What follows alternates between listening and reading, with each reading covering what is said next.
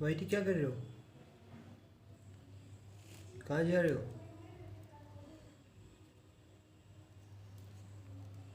ऊपर जा रहे हो? फ्लेक्सिबल बॉय हो।